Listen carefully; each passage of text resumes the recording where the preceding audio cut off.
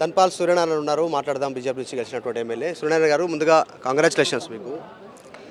మొట్టమొదటిగా ఈరోజు ఎమ్మెల్యేగా ప్రమాణ స్వీకారం మా 8 మంది భారతీయ జనతా పార్టీ ఎమ్మెల్యేలు అసెంబ్లీ హాల్లో చేయడం జరిగింది.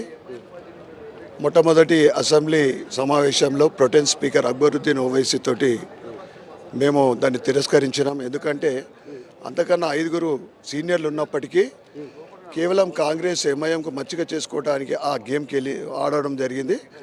నిజంగానే వాళ్ళిద్దరూ కలిసే అవకాశం ఉందా ఎంఐఎం కాంగ్రెస్ ఫ్యూచర్లో? ఎంఐఎం గోడ మీద పిల్లి లెక్క ఉంటుంది, ఎట్టంటే అటు కలుస్తుంది. దానికి ఏముంది, దానికి కావాల్సింది పవర్ వాళ్ళ చేతిలో ఎక్కడ ఉంటే అక్కడ. అది ఎంఐఎం గేమ్ ఎప్పుడైనా కానీ.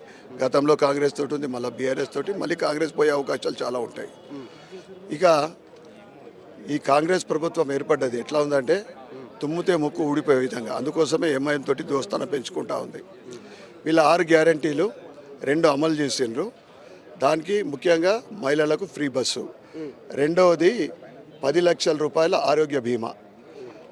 దాంట్లో అత్యధిక శాతం కేంద్రం నుంచి నిధులు వచ్చినా కానీ నరేంద్ర మోడీ గారి ఫోటో వేయకపోవడం అనేది మేము దాన్ని ఆబ్జెక్ట్ చేస్తూ ఉన్నాం, దానికి మేము వ్యతిరేకిస్తూ ఉన్నాం. ముఖ్యంగా రైతుల రుణమాఫీ 2 లక్షల రూపాయలు చేస్తున్నది గత ప్రభుత్వము దాన్ని పూర్తిగా తుంగలో తొక్కింది. మీరు మొట్టమొదటిగా దాన్ని ఇంప్లిమెంట్ చేస్తానని మనం ఎక్స్పెక్ట్ చేసినాం. మీరు రైతు రుణమాఫీ అని 15,000 రూపాయలు ఎకరానికి ఇస్తా అని చెప్పి 5,000 చేశారు. ప్రజలందరూ కూడా, రైతులందరూ కూడా గందరగోళంలో ఉన్నారు. మరి మీరు 15,000 అన్నప్పుడు 7,500 చేయాలి కదా అని ప్రజలందరూ కూడా, రైతులు ముఖ్యంగా గందరగోళంగా ఉన్నారు. మీరు 6తో పాటు మీరు ఇచ్చిన హామీలన్నీ కూడా అమలు చేయాలని భారతీయ జనతా పార్టీ ప్రజల పక్షాన పోరాడి దానికి ఇంప్లిమెంట్ చేసే వరకు మేము పోరాడతామని తెలియజేస్తాం. సూర్యనారాయణ గారు, చాలామంది బీజేపీ నుంచి నిలబడ్డ పెద్ద పెద్ద లీడర్లు టాప్ మోస్ట్ లీడర్లు అనుకుని ప్రచారం జరిగిన వాళ్ళంతా ఓడిపోయారు. అరవింద్ కానీ, సంజయ్ కానీ, ఈటల రాజేందర్ కానీ 2 ప్లేస్లలో ఓడిపోయారు. ఈటల రాజేందర్ కూడా. ఏం చెప్తారు దీనికి సంబంధించి?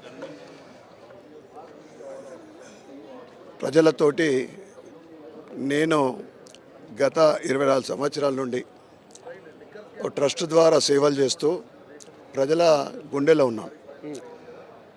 దానికి ప్రజలు నాకు రిటర్న్ గిఫ్ట్ ఇవ్వడం జరిగింది ఎమ్మెల్యే గెలిచిన తర్వాత. ముఖ్యంగా ఇది ప్రజాస్వామ్యం. ప్రజల తీర్పుని అందరూ కూడా శిరసావహించాల్సిందే. గెలిపోవటంలో అనేది సహజం. అందరి జీవితాల్లో కూడా గెలిపోవటంలో అనేది ఉంటుంది. నేను కూడా 2014 పోటీ చేసినా ఓడిపోవడం జరిగింది. అది మన చేతుల్లో. ప్రజల తీర్పును అందరం కూడా శిరసావహిస్తాం. Thank you so much Dhanpal Suryanarayana గారు. నేను మధు మల్కేడ్కర్, అసెంబ్లీ నుంచి. మరిన్ని వీడియోస్ కోసం ఛానల్ ని సబ్స్క్రైబ్ చేయండి. లేటెస్ట్ అప్డేట్స్ కోసం వాట్సాప్ ఛానల్ ని ఫాలో చేయండి.